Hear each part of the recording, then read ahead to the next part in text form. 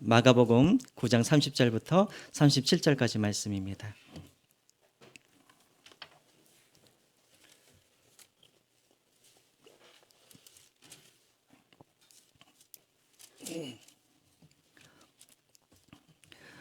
마가복음 9장 30절부터 37절까지 말씀입니다. 우리 한 절씩 교독하겠습니다.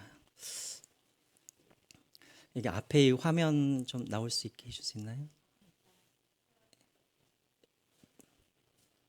밑에 화면.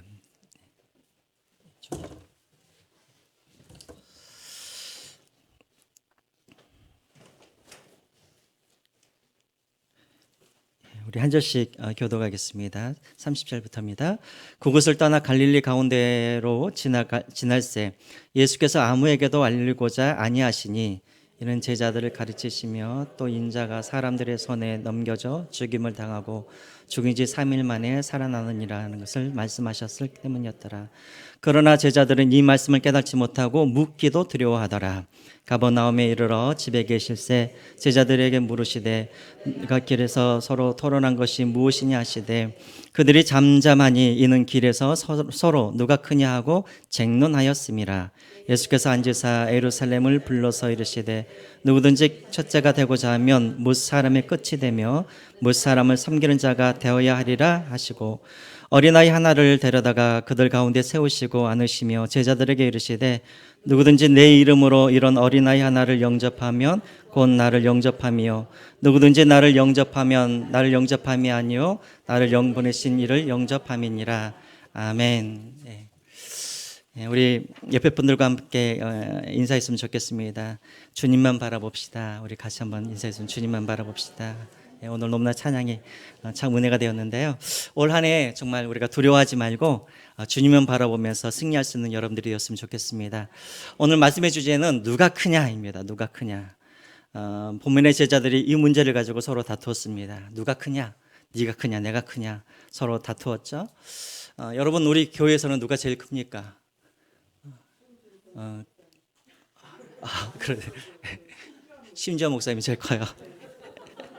예, 정답입니다. 예, 우리 관심사가 항상 이거죠. 어떻게 하면 내가 제일 큰 사람이 될 수 있을까?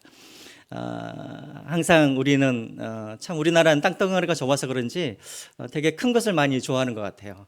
텔레비도 좀 큰 거, 또 집도 좀 큰 집, 또 차도 좀 큰 차, 이런 것들을 소유하기를 원하고 또 내 자식들도 할 수만 있으면 작은 회사보다는 좀 큰 회사, 대기업에 들어가기를 원하고 또 기왕이면 우리 교회도 작은 교회보다는 큰 교회가 되기를 원하고 여러분 이것이 바로 우리의 마음인 것 같습니다. 여러분 세상 사람들은 큰 것이 좋다라고 생각을 하죠. 또 큰 것이 더 힘이 있다라고 말을 합니다. 자, 그렇다면 우리 예수님은 과연 누구를 큰 사람이라고 생각하시고 또 어떤 교회를 큰 교회라고 생각하실까? 오늘 이 본문을 통하여서 우리가 그 대답을 우리가 얻었으면 합니다. 자, 오늘 본문은요, 여러분 예수님의 두 번째 순환 예고입니다.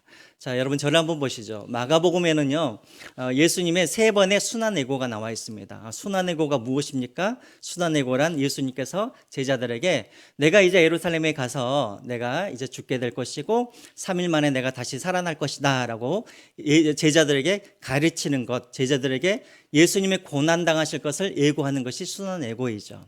자, 그런데 마가복음에는 이 순환 예고가 세 번이 등장합니다. 세 번. 어디에 등장하냐면 8장 후반절에 8장에 한번 등장하고 그 다음에 9장에 등장하고 그 다음에 10장에 등장합니다. 8장, 9장, 10장에 등장해요. 자, 첫 번째 이 순환예고는 언제 시작이 되어지죠? 바로 베드로가 주는 그리스도이시요 살아계신 하나님의 아들입니다 라고 이렇게 고백을 할 때 그 고백을 들으시고 예수님께서 너무나 기쁘셔서 예수님이 내가 이제 내가 예루살렘에 올라가서 내가 죽게 될 것이고 3일 만에 부활할 것이다라고 첫 번째 예수님이 순환 예고를 하십니다. 자, 두 번째는 오늘 본문에 나와 있고요. 그리고 이제 세 번째는 10장에 그렇게 나와 있는데요. 자, 여러분 이 순환 예고는 패턴이 다 똑같습니다. 여러분 이것을 잘 기억하셔야 돼요. 패턴이 다 똑같아요. 자, 첫 번째로 예수님이 순환을 예고하십니다. 자, 그러면 순환을 예고하시면 제자들의 반응은 어떠한가? 그것을 깨닫지 못하고 엉뚱하게 반응을 하게 돼요. 자, 첫 번째 순환 예고였던 베드로는 어떻게 반응을 했죠? 예수님이 내가 이제 죽게 될 것이라고 예수님께서 예고하셨을 때 베드로는 그 이야기를 듣고 어떻게 했습니까? 예수님의 길을 어떻게 했어요? 막았죠.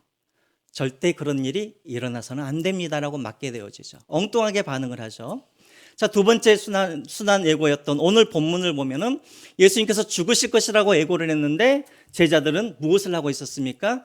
뒤에서 토론을 하죠. 어떤 토론을 합니까? 누가 크냐라고 그런 토론을 하고 있습니다. 너무나 엉뚱하죠. 자, 세 번째 순한 예고 10장에 보시면은 예수님이 또 제자들에게 내가 죽게 될 것이다라고 예고를 하는데 그때는 또 어떻게 반응을 하냐면 요한과 야고보가 예수님을 찾아와서 우리 중에 한 사람은 주님의 왼편에, 우리 중에 한 사람은 주님의 오른편에 앉게 해 주십시오라고 하면서 이렇게 믿음 없는 그런 반응을 하게 되어지죠. 자, 이런 똑같은 패턴이 있습니다. 자, 그리고 마지막에 이제 어떤 일들이 벌어지냐면, 자, 이렇게 엉뚱하게 반응을 할 때 예수님은 그 반응을 보시고 그 제자들을 책망하시고 그 다음에 그들에게 제자란 무엇인가, 하나님의 나라는 어떤 나라인가를 예수님이 교훈을 하시는 그런 패턴으로 그렇게 되어 있습니다. 자, 이것을 여러분들이 기억하시고 여러분들이 오늘 본문을 그렇게 보셨으면 좋겠습니다. 자, 오늘 본문은 두 번째 예수님의 순한 예고인데요. 먼저 30절을 한번 보겠습니다. 30절. 우리 다 같이 한번 읽어보겠습니다. 시작. 그곳을 떠나 갈릴리 가운데에 지날새 예수께서 아무에게도 알리고자 아니하시니. 여러분, 여기서 말하는 그곳은 어디를 말할까요? 우리가 지난주에 보았죠? 그곳은 바로 변화산이 있던 곳이죠. 우리가 지난주에 산 아래에서 예수님이 벙어리 귀신을 어린아이로부터 쫓아내는 그런 사건들을 우리가 보았습니다. 자, 이 기적을 베푸신 다음에 예수님은 제자들과 함께 이제 어디로 향하여 출발을 하시냐면 예루살렘을 향하여서 예수님이 이제 출발을 하게 되었어요. 왜 예수님이 예루살렘에 가십니까? 예루살렘에 가셔서 이제 십자가를 지시기 위해서 이제 예루살렘으로 출발을 하지요. 자, 그런데 여러분, 뜬금없이 거기에 한 지역이 나옵니다. 갈릴리 가운데에 지날새 예수께서 아무에게도 알리고자 아니하시니. 자, 예수님이 지금 예루살렘으로 가시는데 굳이 왜 여기서 갈릴리라는 이 지명이 나왔을까요? 그리고 왜 이 갈릴리 지역을 예수님이 이 갈릴리 지역을 그냥 지나가셨다라고 그렇게 나와 있을까요? 여러분, 이 갈릴리가 예수님에게는 어떤 의미가 있습니까? 어떤 의미가 있죠? 갈릴리 하면 어떤 곳으로 여러분들이 기억하십니까? 제자들을 부르신 곳이 갈릴리죠. 또 예수님이 공생애를 처음 시작한 곳이 바로 이 갈릴리 지역입니다. 그러니까 이 갈릴리 지역은 예수님이 처음 사역을 시작했던 곳이고, 이곳에서 예수님은 많은 사람들의 병을 고쳐주시고 귀신을 쫓아내어 주시고, 또 그곳에 있는 많은 그런 죄인들과 세리들과 가난한 사람들과 예수님이 친구가 되어 주셔서 그들과 함께 많은 시간을 보냈던 곳이 바로 이 갈릴리 지역이죠. 아까도 말씀드렸지만 제자들의 고향도 바로 이 갈릴리 지역입니다. 여러분, 다른 지역은 예수님을 배척을 했지만 이 갈릴리 지역은 어떤 곳이냐면 예수님을 환영하고 또 예수님을 높이는 곳이 이 갈릴리 지역인 것이죠. 만약에 예수님께서 이 갈릴리 지역에 왔다면 수많은 사람들이 예수님께 나와서 예수님께 박수갈채를 보내고 예수님께 영광을 돌리고 예수님을 따뜻하게 맞아줄 곳이 바로 이 갈릴리 지역이었다라는 것이죠. 자, 그런데 이곳에 예수님이 오셨지만 이곳에 머무르지 않냐고 어떻게 하셨다고요? 그냥 아무에게도 말하지 않고 그 갈릴리 지역을 그냥 지나가셨다라고 그렇게 나와 있습니다. 자, 그 이유가 무엇이냐면 31절에 그 이유가 나와 있어요. 여러분, 31절 제가 읽겠습니다. 이는 왜냐하면 제자들을 가르치시며 또 인자가 사람들의 손에 넘겨져 죽임을 당하고 죽은 지 3일 만에 살아나리라 라는 것을 말씀하셨기 때문이더라 라고 되어 있습니다. 여러분, 잘 보십시오. 31절에 왜 갈릴리 지역을 그냥 지나가셨는지 그 이유를 말씀하시는데, 첫 번째 이유는 무엇이냐면 예수님이 제자들을 뭐 하시기 위해서요? 가르치시기 위해서였다라고 되어 있습니다. 지금 예수님은 갈릴리에서 사람들에게 환영을 받고 사람들에게 높임을 받고 사람들에게 박수 갈채를 받는 일보다 더 중요한 일이 있었는데 그 일이 무엇이었냐면 제자들을 가르치는 일이었다라는 거예요. 왜요? 곧 있으면 예수님이 예루살렘에 가셔서 이제 예수님이 죽게 될 거예요. 자, 그 전에 예수님은 가장 먼저 이 제자들에게 예수님 당신의 그 죽음의 의미가 무엇인지, 또 예수님께서 살아나시는 그 의미가 무엇인지를 먼저 제자들에게 가르쳐 주기를 원했다라는 것입니다. 여러분, 이것을 통해서 우리가 알 수 있는 것이 있죠.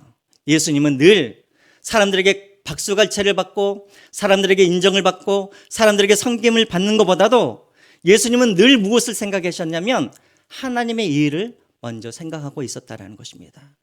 그리고 예수님은 항상 자신이 어디에 있어야 되고 어떤 지역에 그가 떠나야 되는지를 항상 예수님은 잘 알고 있었다라는 것입니다. 지금 예수님은 너무나 잘 알고 있었어요. 만약에 예수님께서 갈릴리 지역에 거기에 계시면 사람들에게 환영을 받고 사람들에게 대접을 받겠지만, 그러나 갈릴리 지역에 있으면 예수님이 예루살렘으로 갈 수 없다라는 것을 알고 있었기 때문에 예수님은 예루살렘의 길, 십자가의 길을 걸어가기 위해서 예수님은 대접받는 이 지역을 예수님은 빨리 거기를 지나가셨다라는 것입니다. 여러분, 우리는 어떻습니까?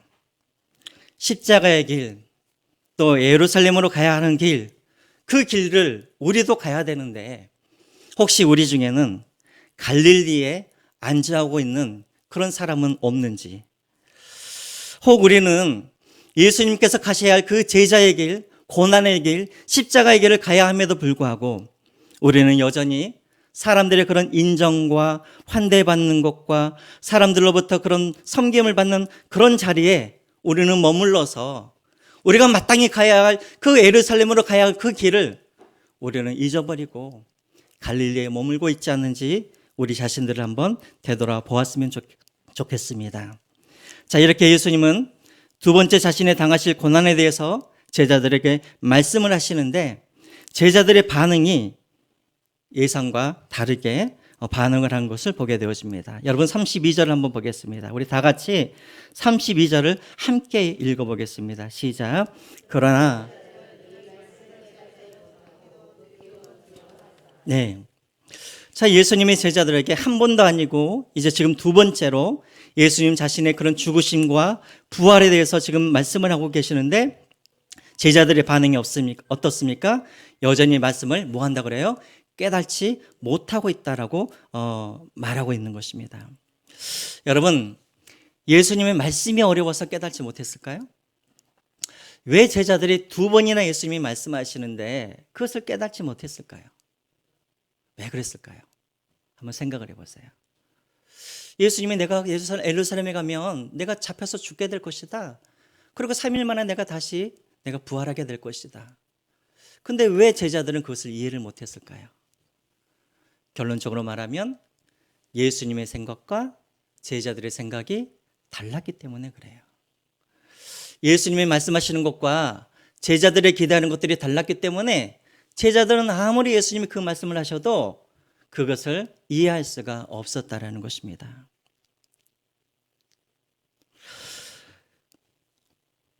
지금 예수님은 예루살렘으로 뭐 하러 가세요? 죽으러 가시고 고난받으러 가시는 것이죠. 근데 제자들은 지금 예루살렘으로 왜 가고 있습니까? 이들은 영광을 받기 위해서 예루살렘으로 가고 있는 것이죠. 자, 그러면 여러분, 예수님의 생각과 제자들의 생각이 다릅니다. 그러면 여러분, 예수님과 제자들의 생각이 다르면 제자들이 어떻게 하는 게 옳습니까? 자신들의 생각을 포기하고 예수님의 생각을 받아들이는 것이 옳죠.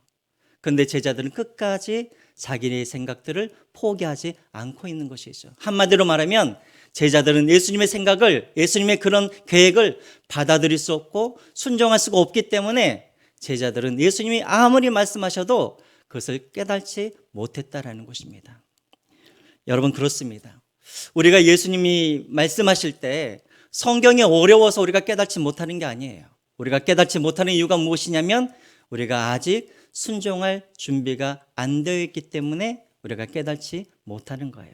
여러분, 이것은 저의 말이 아니라 예수님의 말씀입니다. 여러분, 요한복음 7장 17절 한번 보시기 바랍니다. 요한복음 7장 17절 우리 같이 한번 읽어볼까요? 시작. 사람이 하나님의 뜻을 행하려고 하면 이 교훈이 하나님께로부터 왔는지 내가 스스로 말함인지 알리라. 무슨 말입니까? 너희들이 내 말을 행할 준비가 되어 있다면, 내 말에 순종할 준비가 되어 있다면 이 말의 뜻이 무엇인지를 너희들이 알게 될 것이다 라고 말을 하는 거예요.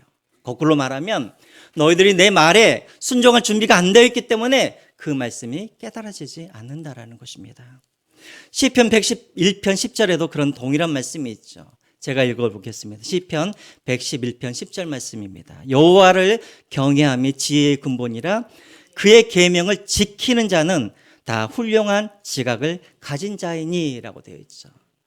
여러분, 누가 깨닫는 자입니까? 바로 그 계명을 지키는 자, 그 하나님의 말씀에 순종할 준비가 되어 있는 자들이 바로 예수님의 말씀을 깨달을 수 있다라는 것입니다. 여러분, 제자들을 보십시오. 아직도 이들은 자기들을 부인하고 예수님을, 자기들의 십자가를 지고 예수님을 따를 준비가 되어 있지 않습니다. 그렇기 때문에 아무리 예수님이 내가 죽을 것이다, 내가 부활할 것이다 라고 이야기를 해도 그 말씀이 깨달아지지 않는다라는 것이죠. 자, 그러면 여러분, 예수님의 말씀이 깨달아지지 않으면 물어봐야 되잖아요. 그렇죠? 예수님, 대체 예수님께서 예루살렘에 가셔서 죽는다는 의미가 무엇입니까? 예수님께서 당신이 죽으시면 우리는 무엇을 준비해야 됩니까? 예수님께 물어봐야 되잖아요. 그런데 여러분, 32절을 한번 보십시오. 다시 한번 보시면 거기 뭐라고 되어 있습니까? 묻는 것조차도 두려워서 묻지 않고 있다라고 말을 해요. 여러분, 왜 제자들이 예수님께 물어보지 않았을까요? 뭐가 두려웠을까요?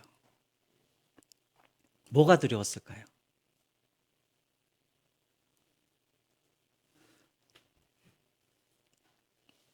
뭐가 두려웠을까요? 여러분들, 의사 선생님들 그 종합검진 받고 의사들 앞에 가면 여러분, 내 병이 뭐가 있어요? 묻고 싶으세요? 안 묻고 싶으세요? 안 묻고 싶죠. 혹이라도 큰 일이, 큰 병이 생기면 어떡해요? 제자들이 왜 예수님께 묻지 않았을까요? 깨달아지지 않으면 물어야 되잖아요. 뭐가 무서웠을까요? 예수님이 혹시라도 내가 기대했던 것과 내가 원했던 것과 다른 것을 말씀하시면 나의 꿈이 깨어져 버리고 내가 원했던 것들이 다 깨어져 버리고 내가 계획했던 모든 것들이 다 수포로 돌아가 버리니까 그것이 무서워서 감히 예수님께 물어보기조차도 못했다라는 것입니다.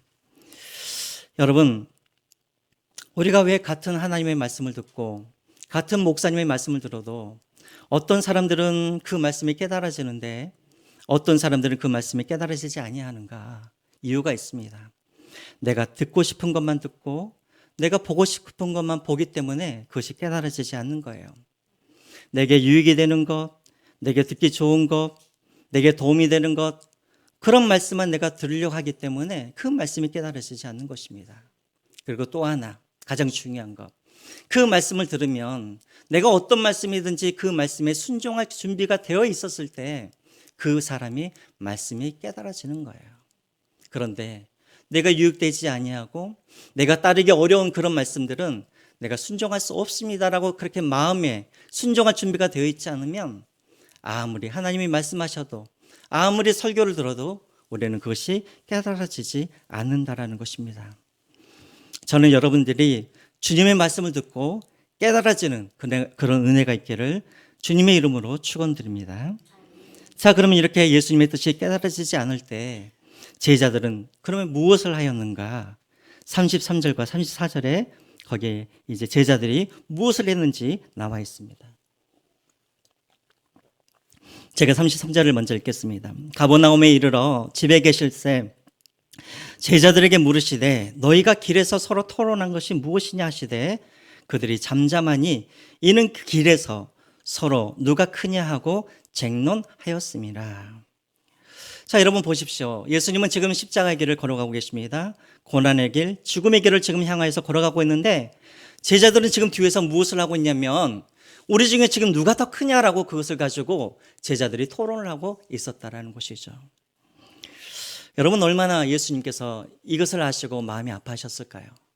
여전히 말을 하여도 깨닫지 못하기 때문에 그들은 늘 토론하는 것이 어떻게 하면 우리가 예수님의 그런 십자가의 길을 쫓아갈 것인가, 여기에 대해서 토론하는 것이 아니라 어떻게 하면 우리가 클 수 있는가, 큰 사람이 될 수 있는가, 어떻게 하면 내가 인정받는 사람이 될 것인가, 여기에 대해서 고민하고 토론하는 그런 제자들의 모습.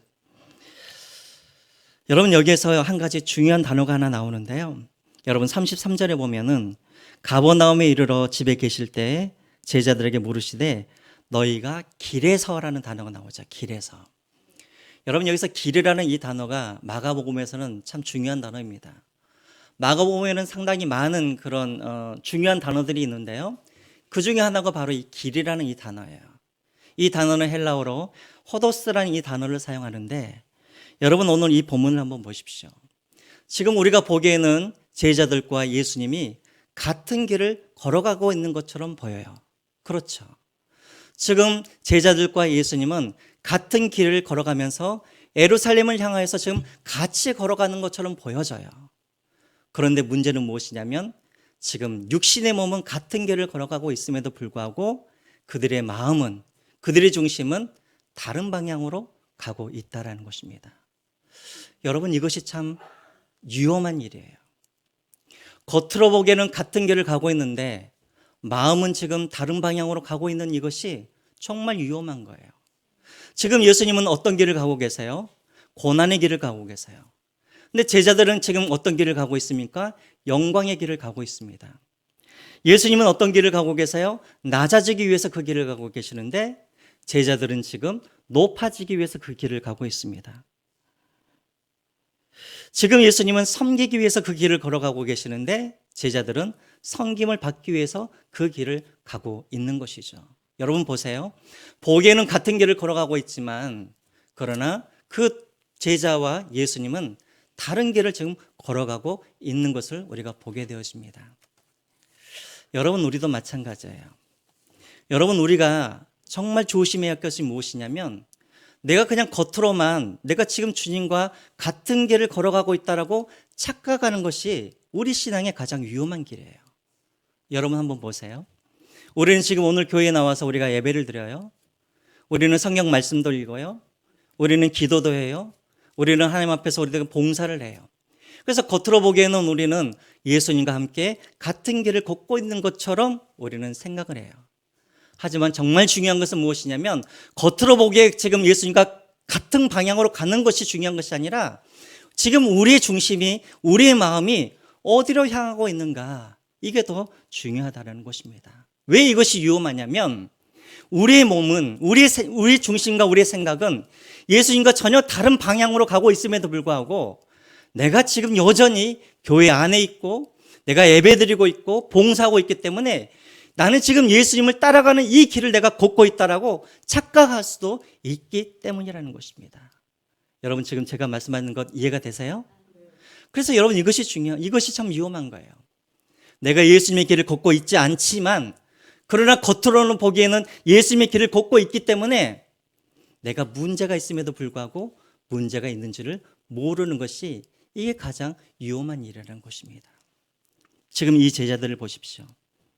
예수님은 지금 죽음의 길을, 고난의 길을, 십자가의 길을 걷고 있는데 제자들도 역시나 같은 길을 걷고 있지만 그들은 정반대의 길을 지금 가고 있는 그 모습. 여러분 이것이 어쩌면 우리의 모습일 수도 있다는 것입니다. 우리도 겉으로 보기에는 예수님의 길을 우리는 쫓아가고 있고 예수님과 함께 이 길을 걸어가고는 있지만 그러나 우리도 여전히 사람들에게 대접받기를 원하고 섬김받기를 원하고 인정받기를 원하고 우리도 그 누구보다도 우리도 크기를 원한다는 것입니다. 더 큰 문제는 무엇이냐면 우리는 남들보다도 크고자 하기 위해서 인정받기 위해서 높아지기 위해서 제자들도 그렇고 우리도 그렇고 예수님을 이용하고 있다는 거예요. 제자들이 왜 예수님이 가시는 그 길을 막습니까? 예수님이 죽으면 자신들의 꿈, 자신들의 계획, 이 모든 것들이 다 수포로 돌아가기 때문에 그렇죠. 자신들이 커야 되는데, 자신들이 영광받아야 되는데 예수님이 죽어버리면 자신들의 꿈이 다 수포로 돌아가지 않겠습니까? 근데 여러분 우리에게도 그런 마음이 있다는 거예요. 우리도 겉으로는 예수님을 잘 믿는다고는 하지만 우리도 예수님을 이용해서 우리도 크기를 원하고 우리도 예수님을 이용해서 내 자녀들이 큰 기업에 들어가기를 원하고 우리도 예수님을 이용해서 큰 집에서 살기를 원하고 우리는 예수님을 이용해서 큰 사람이 되어서 박수의 갈채를 받고 부러워하는 그런 사람들이 되기를 원한다는 것입니다. 여러분, 교회 안에도 그런 분들이 참 많은 것 같아요. 제가 아는 한 집사님은 전에 이제 사역을 했던 집사님인데, 한 번은 여자 집사님이 저한테 이런 고민을 이야기해요. 목사님, 우리 교회는 권사 취임 투표 언제 합니까? 물어보는 거예요. 그래서 왜 그러세요? 라고 물어봤더니, 이제 본인의 딸이 지금 남자친구와 이제 사귀고 있는데, 이제 뭐 한 1, 2년 후에 이제 상견례를 해야 되잖아요. 근데 남자 집을 봤더니 그 남자의 아이의 그 부모님은 장로님 집안이라는 거예요. 근데 이제 본인은 뭐예요? 아직 집사인 거예요. 아직 집사. 그러니까 뭔가 좀 이렇게 자기가 아직도 집사이니까 자꾸 꿀린다는 것이죠. 그래서 할 수만 있으면 상견례 하기 전에 좀 집사 그런 좀 이렇게 임직을 받았으면 좋겠다. 이제 이런 뜻을 좀 내비치시더라고요. 여러분, 교회 안에 우리가 가지고 있는 그런 직분, 집사, 권사, 장로, 여러분 교회마저도 이것을 서열화하고 있다는 것이죠. 누가 큰지, 누가 작은지 이 집사라는 것을 통하여서, 또 내가 어떤 봉사를 하느냐에 따라서, 또 내가 얼마만큼 많은 헌금을 내가 드리냐에 따라서, 또 내가 얼마나 오래 내가 신앙생활을 하냐에 따라서 우리는 서열을 정하고 누가 크고 누가 낮은지 이것을 자꾸만 우리는 정하고 싶어 한다는 것입니다. 여러분에게 한번 질문을 할까요? 여러분, 목사가 큽니까? 집사가 큽니까? 네? 아까 말씀하신 대로 목사가 제일 크죠. 우리 심지원 목사님 제일 크잖아요. 여러분, 장로가 큽니까? 안수 집사님이 큽니까? 여러분, 이게 얼마나 어리석은 그런 질문이에요. 그렇죠? 그런데 우리는 이렇게 어리석은 질문인 줄 알면서도 우리 마음속에 자꾸만 그런 마음이 있다라는 거예요. 교회 안에서도 내가 저 사람보다 더 크고 싶고 인정받고 싶고 박수 갈채를 받고 싶고 이런 마음들이 우리 안에 있다라는 것입니다. 자, 그래서 예수님께서 이제 말씀하시죠. 누가 큰 자인가? 누가 큰 자인가? 35절입니다. 우리 35절 우리 같이 한번 다 같이 읽어보겠습니다. 시작. 예수께서 앉으사 12 제자를 불러 이르시되 누구든지 첫째가 되고자 하면 무사람의 끝이 되며 무사람을 섬기는 자가 되어야 하리라 하시고, 예수님께서 말씀하시죠. 첫째가 되고자 한다면, 다시 말하면 큰 자가 되기를 원한다면 무사람의 끝이 되라. 무슨 말입니까? 가장 작은 자가 되라는 말입니다. 대체 이 말씀이 무슨 말인가? 한마디로 말하면 섬기는 자가 되라는 말씀이에요. 여러분, 한번 질문을 할게요. 여러분, 섬김을 받는 사람이 더 높은 사람입니까? 아니면 섬기는 사람이 더 높은 사람입니까? 네? 세상에서는 섬김을 받는 사람이 더 높은 사람이죠. 그렇죠? 근데 예수님은 지금 뭐라고 하시냐면 섬김을 받는 사람이 더 높은 사람이 아니라 예수님은 섬기는 자가 더 높은 사람이라고 예수님께서는 말씀하고 계시죠. 자, 이것이 대체 어떤 의미인가? 더 정확하게 예수님께서 말씀하시기 위해서 36절과 37절에 예수님이 시청각 자료를 준비하셔가지고 이 섬김이라는 게 무엇인지에 대해서 예수님께서 말씀하십니다. 36절, 37절 제가 읽겠습니다. 어린아이 하나를 데려다가 그들 가운데 세우시고 안으시며 제자들에게 이르시되 누구든지 내 이름으로 이런 어린 하나를 영접하면 곧 나를 영접함이요 누구든지 나를 영접하면 나를 영접함이 아니요 나를 보내신 이를 영접함이니라 라고 됐습니다. 여러분, 여기서 말하는 어린아이 많이 들어보신 단어입니다. 파이디온 많이 들어보셨죠? 파이디온. 이 파이디온이라는 이 단어에는 갓난아기라는 의미도 있지만 이 단어 안에는 또 어떤 의미도 있냐면 좀이라는 그런 의미도 있습니다. 어쨌든 여기서 말하는 것은 갓난아기이죠. 여러분, 오늘날에는 아이들 대접받는 시대이죠. 아이들이 참 귀한 시대입니다. 하지만 예수님께서 살던 그 시대에는 이 어린 아이들은 어떤 존재였냐면 그냥 미천한 존재였어요. 농사를 지을 수 있는 것도 아니고 군대에 나가서 싸울 수 있는 것도 아니고 남의 도움 없이는 살 수 없는 그런 미천한 존재가 바로 이런 어린 아이였다라는 거예요. 그래서 심지어는 수를 셀 때 이 아이들의 수는 수를 셌습니까? 안 셌습니까? 수에 아예 넣지도 않았었죠. 자, 그런데 예수님께서 말씀하시죠. 이 어린아이, 너희들이 생각했을 때는 정말 값어치도 없고 그리고 남의 도움만 받아야 되고 그리고 아무 쓸모도 없는 이 어린아이를 영접하는 자, 섬기는 자, 이 사람이 큰 사람이라고 예수님께서 말씀하고 있다는 것이죠. 여러분, 세상과의 가치관과 너무나 다르죠. 여러분, 세상 사람들은 자신들이 큰 사람이 되기 위해서는 누구와 가까이 지냅니까? 큰 사람과 가까이 지내죠. 성공한 사람들과 가까이 지내려고 합니다. 세상 사람들은 자신들이 성공하고 큰 사람이 되기 위해서 할 수만 있으면 이미 성공하고 이미 큰 사람들과 가까이 지내면서 그들을 섬기면서 그들과 친해지면서 자신이 높아지려고 하죠. 근데 예수님은 뭐라고 하시냐면 너희들이 정말 큰 자가 되려면 누구와 가까이 하라고요? 우리가 보기에는 쓸모없는 것 같은 그런 어린아이와 가까이 하고 그런 어린아이를 섬기라고 그렇게 말씀하고 있습니다. 여러분, 제가 아는 어떤 교회는 그런 교회가 있어요. 교회이긴 하지만 세상 사람들과 똑같이 그런 가치관으로 사는 그런 교회가 있어요.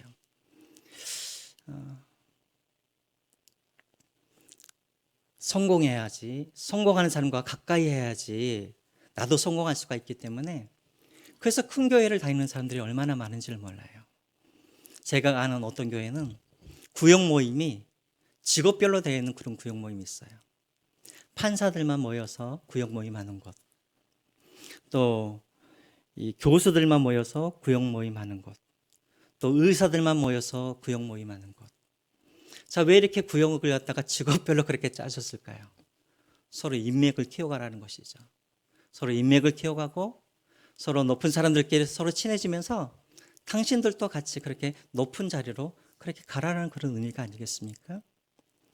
여러분, 교회에도 마찬가지라는 것이죠. 교회도 똑같이 세상 사람들과 똑같이 높아지기 위해서 높은 사람들과 가까이 하기를 원한다라는 것입니다. 근데 예수님은 달라요. 누구와? 어린아이와 같이 그런 미천한 사람들과 가까이 하라고 말씀하시고 그들을 섬기라고 말씀하고 계십니다. 여러분, 여기서 말하는 이 어린아이는 누구입니까? 나에게 내가 도와주어도 나에게 다시 갚아줄 수도 없는 사람, 내가 도와주어도 내게 전혀 유익이 되지 않는 사람, 내가 도와주어도 계속해서 내가 도와줘야 할 그런 사람, 이런 사람을 가까이 하고 이런 사람을 섬기는 것이 이런 사람이 바로 큰 자라고 예수님께서는 말씀하고 계십니다. 여러분, 내가 도와주었을 때 내게 다시 큰 것으로 보상해주고 내가 도와주었을 때 다시 나에게 도움이 되어줄 수 있는 그런 사람들을 내가 가까이 하고 섬기는 것은 쉬운 일입니다. 그것은 세상도 다 하는 일이에요. 그런데 정말 어려운 일은 무엇이냐면 내가 아무리 도와주어도 나에게 아무 도움도 안 되고 나에게 어떠한 보상도 없고 내가 아무리 도와주어도 내가 정말 티나지도 않고 사람들에게 인정받지도 못하는 그런 사람들을 도와주는 것, 이것이 정말 어려운 일이죠. 그런데 주님께서는 뭐라고 하십니까? 바로 그런 어린아이 같은 사람을 도와주는 자가 큰 자라라고 말씀하고 계십니다. 여러분, 이것은 사람뿐만이 아니에요. 여러분, 이것은 일도 마찬가지입니다. 여러분, 우리 교회 안에서도 보면은 두 가지 일이 있어요. 교회 안에서도 보면은 봉사를 하면은 티가 나는 그런 봉사 일이 있어요. 그렇죠? 제가 하는 이 설교하는 일도 보면은 사람들이 보면 사람들에게 나타나는 일이고 사람들에게 인정받는 그런 일이죠. 근데 여러분, 교회 안에는 아무리 일을 하여도 드러나지도 않고 사람들에게 칭찬도 받지 못하는 그런 일들이 있어요. 여러분, 누가 큰 자일까요? 사람들에게 인정받는 그런 일을 하는 것이 아니라 사람들에게 아무리 내가 봉사해도 드러나지 않는 그런 일들을 하는 사람이 바로 그런 사람이 큰 자인 것입니다. 여러분, 주일날에 한번 보십시오. 주일날에 제가 한번 보면은 아침 일찍 교회에 나와가지고 열심히 청소하고 그리고 또 조용히 집에 가시는 분들이 계세요. 또 제가 새벽에 나오면은 새벽에 일찍 나와가지고 화장실에 있는 휴지들 다 버리시고 또 교회 청소하시고 또 새벽 예배를 참여하는 그런 분들이 계십니다. 또 어떤 분들은요, 모든 성도들이 다 집에 가시면 혼자 교회에 남아가지고 쓰레기 분리하시고 그리고 쓰레기 밖에 내놓는 그런 분들도 계십니다. 여러분, 교회 안에서 어떤 자가 큰 자일까요? 남들이 보기에 인정받고 그리고 칭찬받는 그런 일을 하는 사람들이 아니라 바로 남모르게 인정을 받든지 안 받든지 남모르게 그 일을 하는 사람들이 바로 큰 자라고 예수님께서는 말씀하고 있다는 것입니다. 저는 그런 의미에서 여러분 모두가 교회 안에서 큰 자가 되었으면 좋겠습니다. 남들에게 인정을 받든지 안 받든지, 또 내가 아무리 일을 하여도 내가 유익이 되든지 안 되든지 내가 최선을 다하여서 내가 그 일들을 감당할 수 있는 그런 분들이 바로 교회 안에서 큰 자인 줄 믿습니다. 여러분, 결론입니다. 여러분, 누가 큰 자일까요? 그 모범을 보여주시는 분이 바로 예수님이시죠.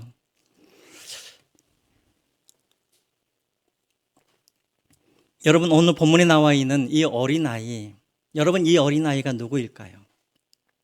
좌우를 분별할지도 모르는 이런 어린아이, 나밖에 모르고 내 욕심만 챙기고 하나님의 일에는 전혀 관심이 없는 그런 어린아이, 바로 우리가 바로 그런 어린아이인 것이죠. 여러분, 예수님께서 아무리 나를 위해서 무슨 일을 하신다 한들 내가 그 은혜를 갚을 도리도 없습니다. 또 예수님께서 아무리 나를 위해서 어떤 일을 하신다 한들 내가 예수님을 위해서 할 수 있는 일이 하나도 없지요. 그러함에도 불구하고 예수님은 그런 나를 위하여서 2000년 전에 이 땅에 내려오셔서 나를 위하여서 채찍을 맞으시고 나를 위하여서 침뱉음을 받으시고 나를 위하여서 십자가에 못 박혀서 죽으신 것이죠. 여러분 보십시오. 오늘 이 본문에 나와 있는 이 어린아이와 같은 이 자를 섬기는 자가 바로 누구였냐면 바로 예수님 당신을 이야기하고 있는 것이죠. 그리고 예수님은 오늘 우리에게 말씀하고 계십니다. 내가 행하고 있는 이 일을 너희들도 행하라 라고 말씀하고 계시죠. 여러분, 마지막으로 우리가 마가복음 10장 45절을 읽고 마치겠습니다. 마가복음 10장 45절입니다. 같이 한번 읽어볼까요? 시작. 인자가 온 것은 섬김을 받으려 함이 아니라 도리어 섬기려고 하고 자기 목숨을 많은 사람의 대속물로 주려 함이니라. 예수님께서 오시는 목적은 딱 하나였습니다. 우리를 섬기기 위해서 이 땅에 오셨다라는 것이죠. 여러분, 우리가 예수님을 따라간다는 의미가 무엇입니까? 바로 이것입니다. 예수님께서 섬기셨던 것처럼 우리도 이 세상에서 섬기는 삶을 살아가는 것, 이것이 바로 예수님을 따라가는 삶인 것이죠. 여러분, 누가 큰 자입니까? 여러분, 누가 진정한 제자입니까? 세상이 보는 큰 자가 아니라 예수님이 보시기에 큰 자가 되어야 할 줄 믿습니다. 예수님이 보시는 큰 자는 누구입니까? 나에게 도움이 될 수 없지만, 나에게 아무런 유익이 될 수도 없지만, 내가 늘 도와주고 또 도와줘도 나에게 아무런 그런 유익이 없지만, 그러함에도 불구하고 그 사람을 섬길 수 있는 사람, 이 사람이 바로 큰 자인 것입니다. 그리고 이런 사람들이 모여있는 그 교회가 바로 큰 교회인 것이죠. 오늘 여기에 계신 여러분 모두는 바로 그런 큰 자, 큰 교회가 되시기를 주님의 이름으로 부탁드립니다. 우리 찬양하시면서 우리 준비하신 내용을 주님 앞에 올려드리겠습니다. 주가 보이신